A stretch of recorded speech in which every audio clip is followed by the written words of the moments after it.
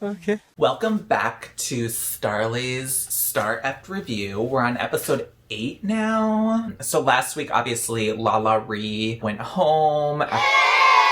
Everyone's sad that Lala left, obviously. I mean, she was like the confessional girl of the season. Like, she was like the Katya of the season, I feel like. And so Candy is sad because the bald-headed brigade is now broken up. So it's just her and Simone, which, foreshadowing. So Olivia's like, Utica's getting jealous because all the people that she's helping are doing way better than her, which kind of true, but I don't think that's because she's helping them. I think she's just not doing as well in the challenges. Like, her looks aren't coming across. It's kind of like Crystal Method, I feel like, but without as much concept behind it. Or like the concepts behind it are like a little more basic, like the earring thing. Then Utica, like they're all recapping. They're like, how do you feel, Utica, after like being in the bottom? Well, I just love everyone. They're like, oh, you don't have like a mean bone in your body. Oh, well, you want a mean bone? Well, Olivia's hairline was effed. If only they knew her confessionals. Like, I feel like her confessional, she's like super shady. I guess she's kind of a two-faced. Denali is mad that they didn't like her lamp outfit. Ooh, you wore like a lamp-inspired outfit on season 13. Oh my god, give her the crown. So I was beginning to think that she was becoming like the Jan of the season. Don't get me wrong, Jan is super talented, but the Eager Beaver edit, like, that's never a winner. Denali gets mad because, like, during the reading challenge, Candy said that she was forgettable. Clearly that, like, struck a chord or nerve or whatever. Can't handle it. Okay, so next day, we're back in the workroom. Tina Burner says that she's, like, sucking out the souls of everyone. So RuPaul comes in this like gay zebra print blazer. And now we're gonna do a new Rusical, Social Media, the Unverified Rusical. So I thought this was gonna be like a Rusical based on like influencers like James Charles or like Jeffree Star. But it was really just like kind of like a history lesson in social media. Kind of like boring. So they all have to choose roles now. Obviously there's like better singy roles. Denali. So Denali like obviously wants like the starring role, which I don't know why, because the first episode she did that like acting challenge and she took like the lead role and she bombed hard. I don't know what she was thinking. Utica like puts her foot down for one of the roles, some kind of dancey, rappy role, and I guess Denali's just like, okay. The main role that's left is like between a big singy role and the second Russian twin, because Gottmick took one of the roles, so there was like one left, and I guess that was kind of like the booger role, it seems, that people thought. Okay, the weirdest characters, like, you want to be that. Like, look at the past challenges. Like, everyone who's like a super weird character, like, won. Like, remember Detox and Katya? Mother, I'm making sweetheart romantic French kissing love to myself again. Like, girl. So it comes down to Rosé and Denali. She kind of just seemed like every other kind of character. I guess they sung the highest note, maybe? Who cares? They make each other audition for it in front of everyone. Who do we like better, Rosé and Denali? Honestly, like, they're the same kind of person, though, so yeah, it's good, but whatever. Rosé starts throwing shade. Well, I'm gonna audition first because I feel like that's what this person would do. Also, side note, I love cutaways to like Olivia and Gottmick just cackling. So much drama, girl. Rosé is like, well, it's one of my go-to songs. Like, Don't Rain on My Parade. I feel like no one wants to hear that late at night. So Rosé goes, she obviously slays it. She has the vibrato at the top. She's like, shut the fuck up. This isn't the actual thing. Like, you don't have to go. Denali is pretty good. She's pretty good. I feel like her voice is like a little skimpier, and I feel like she was just like defeated. And so they all vote, and like most of the people vote for Rosé. So the only one who I remember vote for Denali was Tina Burner, but then she said she just did that to like screw over Rosé. Tina, stop. You're not gonna win. Stop trying to sabotage. It's not gonna work. I'm gonna call it. I feel like Tina goes home next week. Just saying. Oh, also, like, Tina just snorting in the confessional, like, So Denali is frustrated boots. She didn't get the role she wanted, and she's all like down on herself. She's like, I'm gonna fail. It's like, you shine in the background, Denali. I don't know about Utica's confessionals. Like, she says something about like how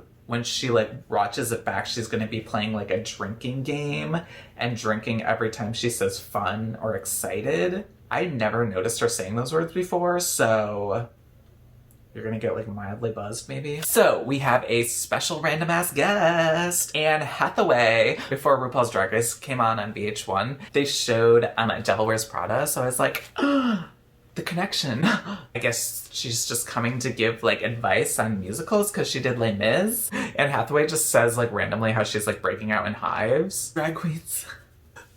I can't breathe. So I'm like, like what? So the girls are asking her questions. Tina's like, oh, how do you die? Fake die or whatever. And Anne Hathaway's like, well, just make as much noise as you possibly can before you go. Spoiler alert. She doesn't take that advice. And then Denali asks her like, oh, what do you do if you feel like you got a role that you didn't want or like you feel like you were too good for or something? And she's like, well, steal the role anyway, which is like the best advice. And I guess like Denali kind of followed it. Oh, and then someone's like, oh, do you want to see like dance or whatever? So Denali's like, oh, let me show you. So then she like goes and like twirls, but then she kind of just, I feel like she like trips at the end. And so it was like, ooh. And finishes giving them advice, and at the end she's like, don't forget to have fun. It's like, Anne, swearing's not illegal. Next we go to the recording vocals segment with Michelle Visage. Tina's going, like, I can't understand her. Oh, is she gonna be like good or like what's the deal with that? So Olivia goes, I kind of feel like she had like a goat vibrato. She was like, bleh. I was like, oh, is she in trouble again? But then whenever I think she's in trouble, she like wins the challenge, so. And then Michelle randomly goes like, oh, that was a good run. Like, whoever has the best runs is gonna win. Why? So Simone can't sing, and she's making it really obvious she can't sing. Also, what was with the ogle thing? She was like, ogle. And then Michelle was like, oogle. But isn't it ogle? And then Michelle's like, it's oogle, oogle. It's like, no, bitch, it's ogle. Like, I ogled you from afar, behind a bush. So Candy goes, and she just has like this very distinct, like funny, like voice where she tries to be like sexy, and it's really entertaining. So I was like, oh my god, she's gonna slay.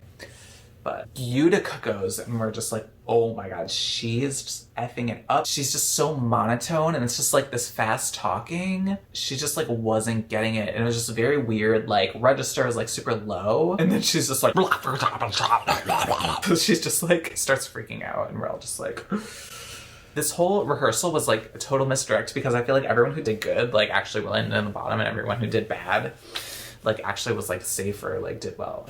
All right, so next we get to the choreo with guest judge Jamal Sims, which I'm so glad they bring back people who were from like the earlier seasons. It's like the bigger it's gotten, it's like, yes, they've gotten big stars to guest judge, but I like how they always will include people who've been there and supported them since the beginning. We have a choreo now. I feel like there's been a lot of choreo challenges. There's too much dancing. I hate dancing. So Olivia comes out, and I guess she has a waltz. So she's already like, of course I can waltz. Duh. Who can't waltz? And then Simone comes out. Her like choreography is just like walking, I guess. And she like kind of already F's it up. Where do I go? And Candy was like, oh, what a hard choreo. So Utica like starts doing this weird like improv dance again, and it just looks like a disaster, and she can't like get the lip sync movements. Again, we're like, oh my god, Utica's gonna be in the bottom. Candy is just like shaking that thing, and she looks like she's doing really well. So I'm like, oh wow, she's gonna be at the top because her vocals were on points. So Rosé goes, she was perfect. Beautiful model Linda Evangelista even a little.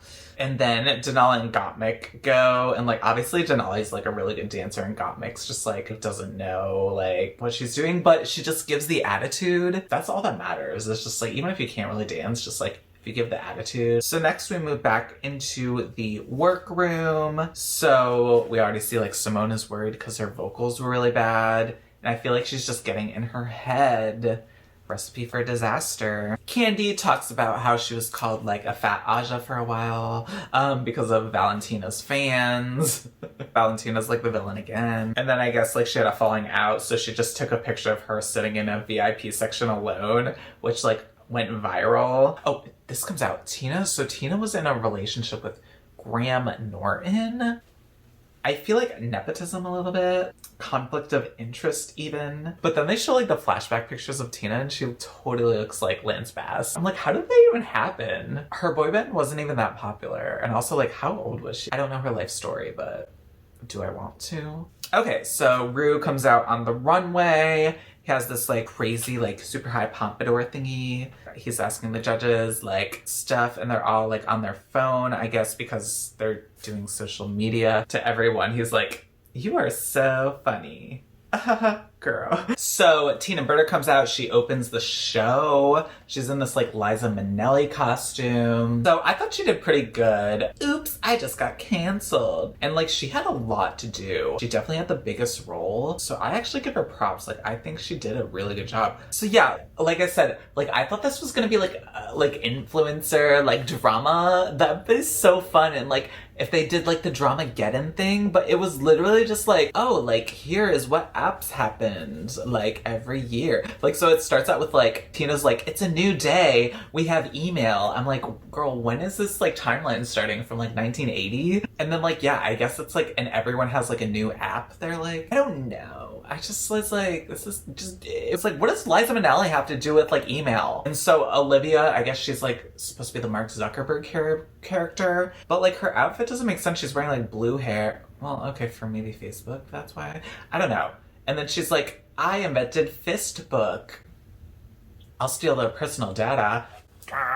Also, can we talk about the outfits? Like, clearly there weren't any planned because the outfits were just, like, so random. Rosé was just dressed as this, like, street hooker. What is this, like, nothing has anything to do with social media. Like, they should have done, like, the MySpace, like, personalities. Like, the crazy, just insane, ugly-ass makeup. Just saying, like, racist stuff all the time. And then they're all holding these, like, iPhone, like, cases.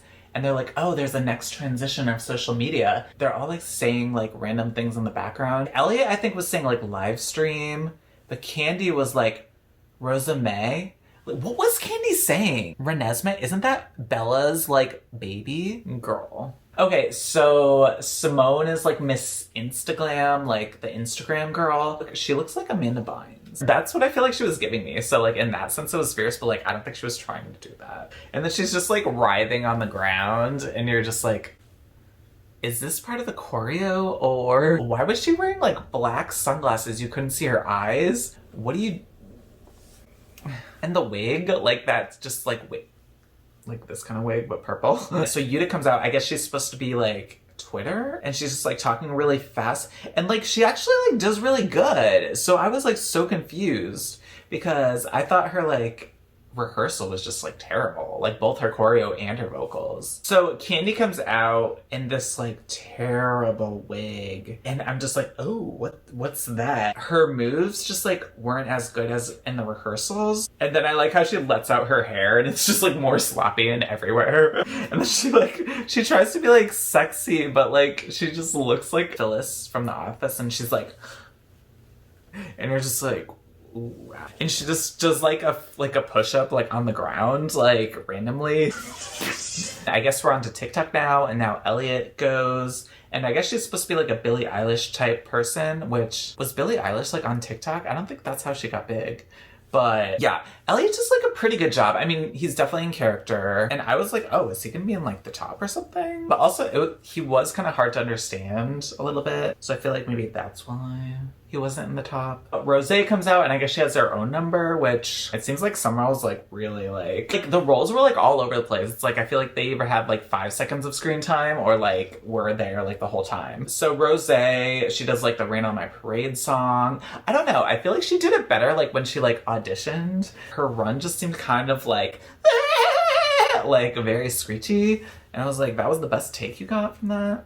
Okay, so now we get Gottmick and Denali. So they're supposed to be like the Russian, I guess, rock stars. So I was trying to think like, what is this supposed to be in relation to social media? Like all I could think of was maybe like TATU, but did they come up by social media? Like I just remember seeing them on like MTV and like their video. I don't know, maybe that's how they got famous, but like I don't think, is that well known? Like do people know that? Do people even remember TATU? I feel like that was like 20 years ago. So now we're getting into like a political like territory, like the fake news and like QAnon or whatever. Where are we going with this? Like, first I thought it was like a social media history, and now we're like all of a sudden like a political statement. I don't know. Tina, like, so she's supposed to die, and I like how she's just like, she takes 5 seconds to die. I don't know. She clearly just set this part up, but she's like, "Bah," and... Alright, I'm just gonna lay down now, get my cane. I was like, well, your career just died. It was just like so cringe. Then it ends with, oh, everyone's posting accurate things again. I'm like, see my Instagram, honey? Like, ain't nothing accurate about that.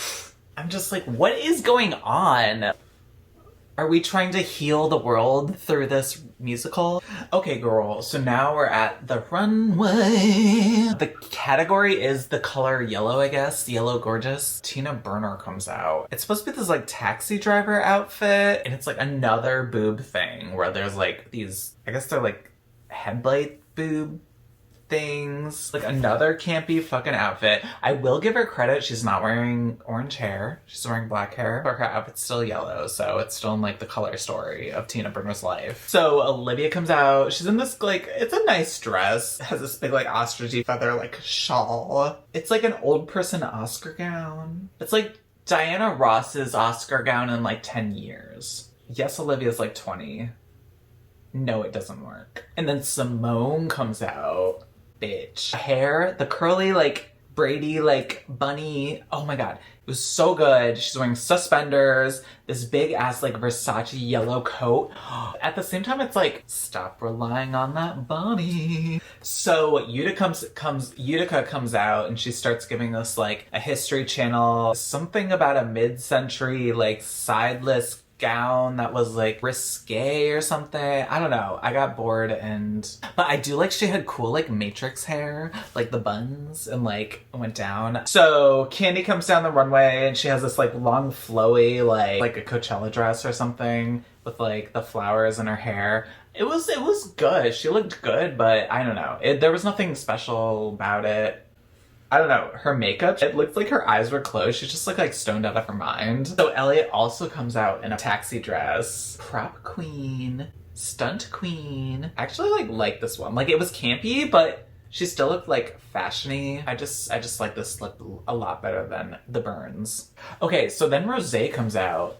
And I was like, oh, she's like Wicked, but like in a yellow-ish coat. I had to wait for her to explain it, like the concept where she was the mask. I feel like if you're going for like that kind of reference, you really have to make it obvious because she just had like her basic like face, but like it was green. Also, the mask is like bald and she had this like big pageant hair. Like it's supposed to be like this disgusting, she should have came out with like her tongue like rolling out or something. When Utica came out, they were mad at her because they didn't know that she was her earrings. But here it's like, did they know that she was the mask when she came out? Like, I'm sure she had to explain that. So Denali comes out. So I like from here up, like I loved her Medusa hair and her eyes and her makeup, but I felt like the outfit didn't really go with it. It was just kind of like a yellowish bodysuit with like curtainy thing attached to her arm. Then she said she was like born naked. Go home right now. And then Gottmick comes out. Also, is it weird that this is like the second crush dummy look of the season? But like, girl, and like the little like rubber hair like coming out of the Madonna type face like covering with the ponytail. And then, the yellow. It was like a fucking like a villain from like the Power Rangers. She looked so good. So now we get the critiques. I feel like this was the first critique session where when they called the people to come forward, like I didn't know who was going to be safe or not. Utica is safe, surprisingly, shockingly. Not really, she did good in the challenge. This is the thing, I feel like everyone's performance was pretty good. I feel like it just came down to like nitpicking. And then Elliot was also safe. I thought he did pretty good. There were some parts I couldn't understand him, so I was like, are you gonna be in the bottom, girl? Tops and bottoms are Denali, Tina Burner, Candy, Rosé, Simone, and Gottmick. Tina burnt her They liked the look, I guess, which I was like, whatever, but they didn't like the performance because she effed up the death at the end. She should have just done like a death drop. I feel like looking at it as a whole, like Tina actually did really good. Yes, I feel like I've been a Tina hater a little bit, but I give her credit. Like that was a hard role, and like just to nitpick at that one part, I don't know, it's a hard thing to do. I'm sure it was really hard to learn in that short time. But then again, she volunteered for it, so Simone, obviously, she did terrible. Candy, they said it was like a little messy and they couldn't like see her face a lot of the time, like she was playing to the floor. So Rosé, Michelle says her dress is orange, but I thought it was like yellow. I mean, yeah, it was like a little orangey, but I feel like it was still more yellow than orange. I feel like she was just hating on her because her face was green. So Denali like explains her outfit. She says she's like the Python from Britney's performance. I didn't get that, girl. Just say you were like a yellow Medusa. Don't compare yourself to Britney. Britney should use that snake to like free herself. She should sick that snake on her family. So Gottmick, they love it, obviously. And then I love how Gottmick's like talking about how she wasn't that good at choreography. And then she's like, oh my God, I like Jamal made it really easy. And like, I'm gonna like choreograph my whole life now. Okay, so we get the tops and bottoms. Rosé is the winner. Denali and Gottmick are safe, which I agree with. I thought she was really good, but I feel like it came down to, listen, Denali and Gottmick had smaller parts. Tina Burner ends up being safe, which I agree with, even though like I know we all want to see her go. So Simone and Candy are lip syncing. This was a gag because they were like one of my favorites of the season. Well, Simone, like I feel like she was doing really good, even in acting and dancing challenges, but somehow she just effed this one up. And then Candy, I feel like without Candy, I feel like the season would just be so boring. Like she is the cause, impetus, the big bang of the drama. The lip sync song is Boss by Fifth Harmony, right? I think. I feel like they're doing a very different lip sync. Like Simone's doing like the dances. Candy's just like kind of rolling around doing like weird dance movements. I thought they both did really good. So at the end of this, I thought it was going to be a double Shantae, like you stay. Yeah, I was literally like, they both did so good. They're both doing so well in the challenges, mostly. I feel like they're both stars. And then Candy gets sent home, so I was like, a lot of her looks have been a little sloppy, a lot of her challenges haven't been the best, so I was like, okay, I understand it, but at the same time I was like, this is gonna be so boring now. So then they're sending like Candy home. She thinks she's like going home, and she's just like, oh bye. And she like turns to leave and she starts like walking. Rue is all of a sudden just like, hold up, wait a minute. Like, stop, bitch. What? Like, you're safe, girl. Who, me? Candy stays and she's just like crying. Rue was like, oh wait, Candy's been like the only interesting part of the season? Oh, okay. Okay. Yo, Candy, wait. Candy, hold on. You're gonna have to stay at least till Shop 5 because we need people to watch this. They both stay, but now it's like, what, are they gonna have to double Shantae or like triple Shantae? Because I feel like there have been more weeks where like no one's gone home than people have gone home. Oh, also, side note, like there's gonna be like a Drag Race COVID special. I was like, they all just like talk about how sad it was to like film and having to get tested or something. I don't know what this is going to be about. I'll probably watch, but it might be a little cringy. I don't know. I hope it is. I hope it's super cringe. But yeah. Bye.